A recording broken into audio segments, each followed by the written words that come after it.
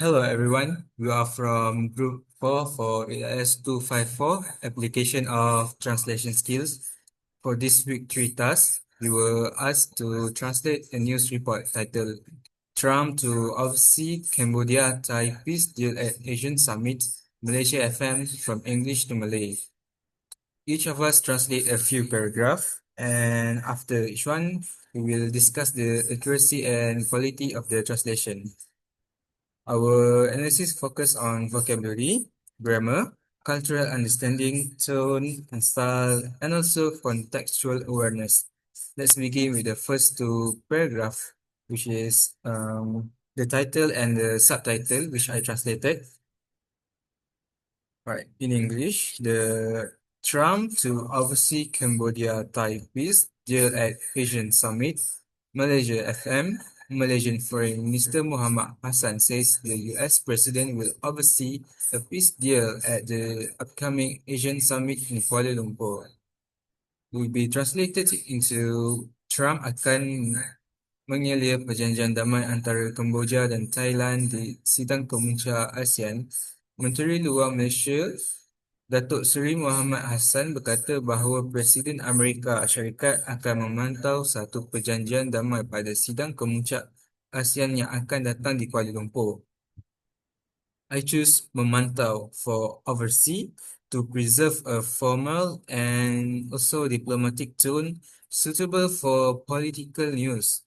The sentence used berkata bahawa to follow the standard Malay news reporting structure. That's good, Faris. Memantau sounds more natural than mengawasi, which could feel too literal.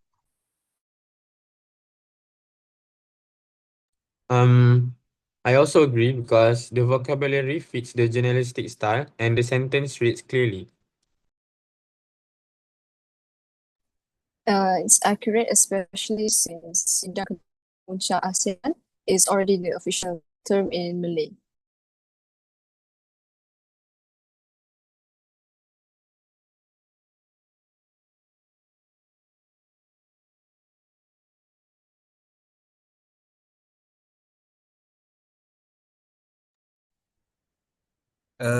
Sayang, you can continue. Okay, moving on to the grammar focus. In English, United States President Donald Trump will oversee a formal peace deal between Cambodia and Thailand on the sidelines of an Asian summit, according to Malaysian Foreign Minister Muhammad Hassan. Trump will visit the Malaysian capital of Kuala Lumpur on October 26 to witness the agreement, Hassan told the reporters. In Malay, Presiden Amerika Syarikat Donald Trump akan mengelia perjanjian damai rasmi antara Kemboja dan Thailand di luar acara utama Sidang Kemuncak ASEAN, menurut Menteri Luar Malaysia, Datuk Seri Muhammad Hassan. Trump akan melawat ibu negara Malaysia, Kuala Lumpur pada 26 Oktober untuk menyaksikan perjanjian tersebut, kata Hassan kepada pemberita. I use di luar acara utama, for on the sidelines, since it reflects the idea of an event happening alongside the summit. The grammar mirrors former Malay sentence flow with akan marking future tense and menyaksikan to indicate action. Yes, I agree, Sayang. The structure feels more natural in Malay and it gives that smooth and formal flow. And I also noticed how you kept the comma placement similar to the English version for clarity. Right, and melawat Ibu Negara Malaysia is typical phrasing in local reports.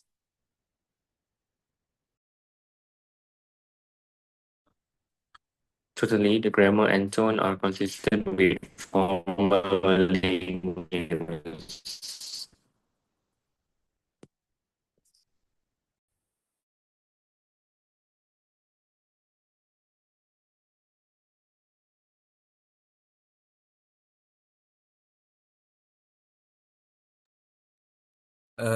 Moving on to Azrul. Okay. And my The one that I translated is the paragraph 5 until 7, which is during the summit, we hope to see the signing of a declaration known as the Kuala Lumpur Accord between these two neighbors to ensure peace and a lasting ceasefire. He said, the 47th Asian Summit is due to take place in Kuala Lumpur from October 26 to 28, bringing together heads of states from 10 Southeast Asian nations and other dialogues partners.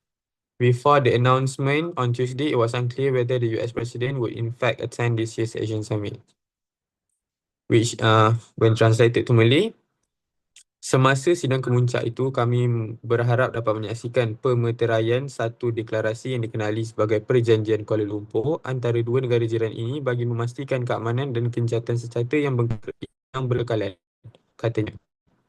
Sidang kemuncak ASEAN ke-47 dijadualkan berlangsung di Kuala Lumpur dari 26 hingga 28 Oktober yang menghimpunkan ketua-ketua negara dari 10 negara Asia Tenggara dan rakan dialog lain. Sebelum pengumuman pada hari Selasa, tidak jelas sama ada Presiden Amerika Syarikat akan menghadiri sidang kemuncak ASEAN tahun ini.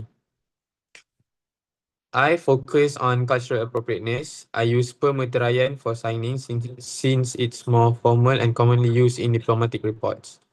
And then Perjanjian Kuala Lumpur keeps the original name intact because that's how official accords are usually presented. Azrul, I think that's very smart. Like translating a card might sound awkward. Yes, I also like the fact that you kept the tone respectful and consistent. The vocabulary fits a political context. Rakan dialogue sounds more professional. I think it's well done. The Malay translation reads like a genuine press release. Okay, so moving on. So my paragraph in English is: Trump has been similarly non-committal about whether he will attend the APEC summit in South Korea the following weekend. US news outlet Politico reported last week that Trump's participation at ASEAN was contingent on whether the bloc would hold an official ceasefire ceremony with him at the helm. Trump also reportedly requested that Chinese officials not join the ceremony, although China and Malaysia also played a major role in ceasefire negotiations between Thailand and Cambodia. Meanwhile, in Malay, Trump juga bersikap tidak pasti sama ada beliau akan menghadiri sidang kemuncak APEC di Korea Selatan pada hujung minggu berikutnya. Saluran berita Amerika Syarikat Politico melaporkan minggu lalu bahawa penyertaan Trump dalam sidang ASEAN bergantung pada sama ada blok itu akan mengadakan upacara rasmi gencatan senjata dengan beliau sebagai peneraju. Trump juga dilaporkan meminta agar pegawai China tidak menyertai upacara tersebut walaupun China dan Malaysia turut memainkan peranan penting dalam rundingan gencatan senjata antara Thailand dan Cambodia. So in this, I tried to preserve the tone of neutrality that news report have. So the phrase bersikap tidak pasti works better than tidak committed because it sounds less harsh in Malay. Also, peneraju fits the diplomatic tone better than ketua.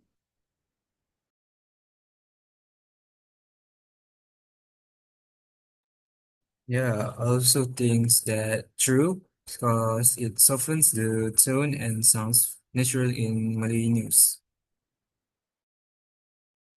I agree. Peneraju gives the right amount of authority without sounding too direct. Yeah, I agree with Sayang because it also matches the tone of the political journalism, which is factual but respectful. Yes, the translation flows nicely and captures the same style as the those texts. So for the paragraph 11 until 15, Trump has largely taken credit for ending the 5-day conflict in July that killed at least 43 people and displaced more than 300,000 in a dispute over unmarked sections of the Thai-Cambodian border. The border spans more than 800 kilometers and has been an area of dispute leading to violent confrontations in the past. Despite the ceasefire, clashes persisted into September along disputed segments. Cambodian Prime Minister Hun Manet nominated Trump for the Nobel Prize for his role in negotiating the deal and in recognition of his historic contributions in advancing world peace. Trump's attitude towards the Thai-Cambodian conflict mirrors his action in the Middle East, where he took credit for a ceasefire deal between Israel and Hamas in Gaza. The US president also led a gathering of world leaders in Egypt to oversee an official ceasefire signing ceremony attended by leaders of about 20 countries.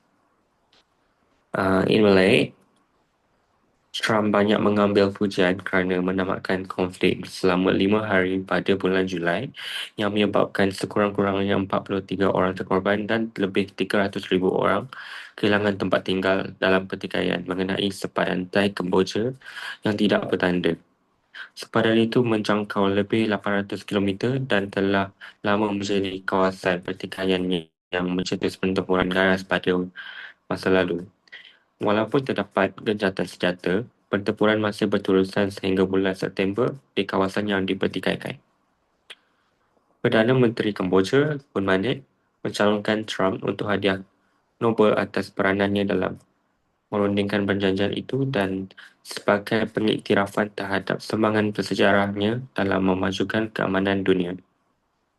Sikap Trump terhadap konflik sepadan Thai-Kemboja mencerminkan tindakannya di Timur Tengah di mana beliau turut mengambil kredit atas perjanjian gencatan senjata antara Israel dan Hamas di Gaza. Presiden AS itu juga mengetuai Perhimpunan Pemimpin Dunia di Mesir untuk menyelia upacara penandatangan rasmi gencatan senjata yang dihadiri kira-kira 20 negara. So here I focus on context and clarity. I use mengambil pujian or taking credit, a culturally natural expression. The structure of long compound sentences mirror how Malay news presents detailed political updates.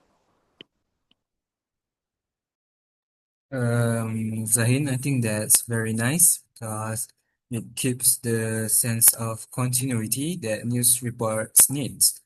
I also like how you maintain the formal tone throughout, which really matches how political news is usually written in Malay. The way you structure the sentence helps the information flow logically, especially when moving from the conflict details to Trump's recognition. It reads very naturally, like something you would see in Berita Harian or Utusan and like the locals news. That's right, Faris. I like how Zahin retained the Hadiah Nobel Prize phrase and Gaza in English for the R&D series. It reflects how the certain international terms are often left untranslated in Malay news. Sorry. I love how it reflects on how certain international terms are often left untranslated in Malay news articles. That choice keeps the global context intact and prevents confusion for readers who are familiar with the original terms. I also appreciate how Zahin used phrases like memajukan keamanan dunia, which sounds more polished and professional. It perfectly fit the tone of the international reporting. How about you, Azrul?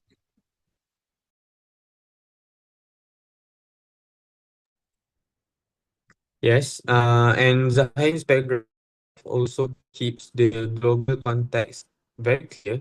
And I noticed that you made sure to link Trump's involvement in both the Thai-Cambodian and Middle Eastern conflicts, which emphasizes his recurring political image as a peacemaker.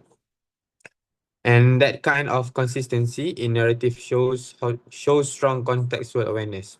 And also the use of Perhimpunan Pemimpin Dunia and upacara penandatanganan rasmi. It gives the translation a sense of grandeur that aligns with how such political events are described in real news reports. Agreed. The translation remains faithful, but still smooth Malay. I like that you didn't translate too literally. Instead, you adapted the expressions to fit Malay journalistic style. For example, dalam pertikaian mengenai sempadan tai kemboja yang tidak bertanda sounds much more natural than a word-for-word version would. It shows that you're not just translating the meaning, but also considering how information is framed for a Malay-speaking audience.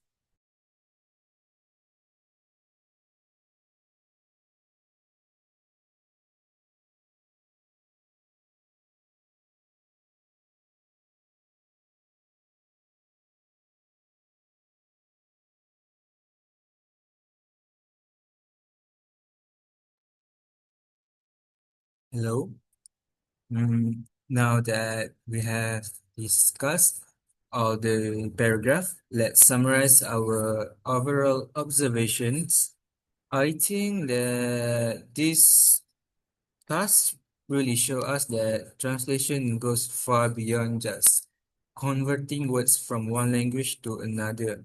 It's a process of interpretation, understanding not only what is being said, but how and why it is being said that way. Each paragraph we work on highlighted how tone, context, and cultural expectations can completely shape the choice a translator makes when translating. And it's also interesting to see that what works perfectly in English might need a total rephrasing in Malay to sound more natural and professional. Yes, exactly.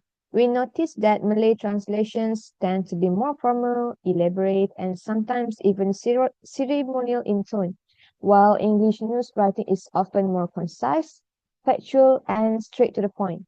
In Malay, there's a strong emphasis on maintaining politeness and smooth sentence flow, which is why translators often use connectors like walaupun begitu, namun demikian, or di samping itu to create a refined rhythm. While English, on the other hand, values brevity, short and punchy sentences that deliver facts quickly. And that is the difference affects not only the length of each sentence, but also the feel of the news. Even though the message remains the same, the emotional weight and cultural tone can shift significantly between the two languages.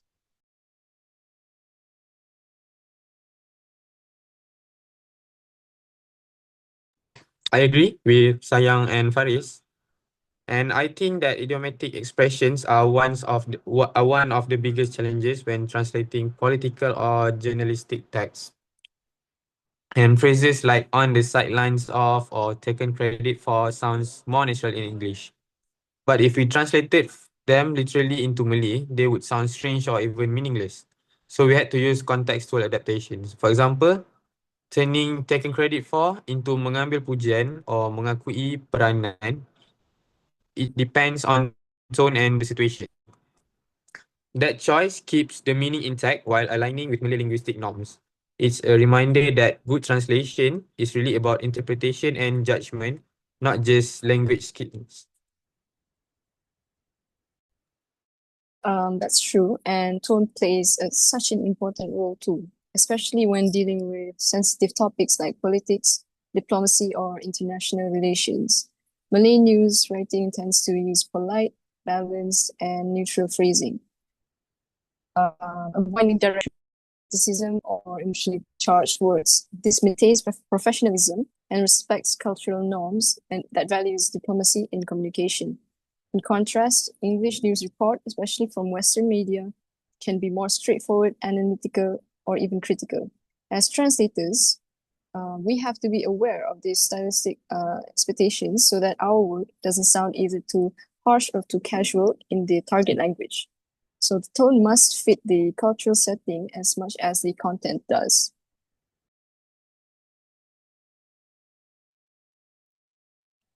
Thank you, Sahana, and I would also like to include that cultural awareness ties all of that together. Realize that keeping official names and proper nouns like Kuala Lumpur Accord, Hadiah Noble, or Gaza untranslated helps maintain accuracy and credibility. It signals to readers that these are real global terms, not localized references.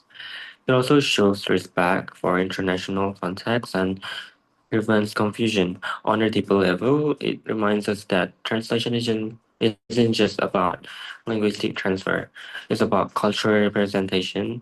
By maintaining these names and adapting phrases where necessary, we bridge two different ways of viewing the same event while ensuring the message remains authentic to both audiences. Yeah, exactly. Translation is really about meaning, tone, and purpose. This discussion show how every choice, from a single word to a sentence structure, can change how readers perceive a text or even the news itself. When we consider all these aspects together, we don't just produce a translated piece, we create a version that carries the same intent, professionalism, and impact as the original news or text. That's the ultimate goal of effective translation. And I would like to extend my gratitude to my group members, Sayang, Azrul, Sohana, and Zahin, for your collaboration and great insights. That's all for our week 3 presentation for ES 254 application of translation skills. Thank you, everyone. Okay, thank you. Thank you. Thank you. everyone.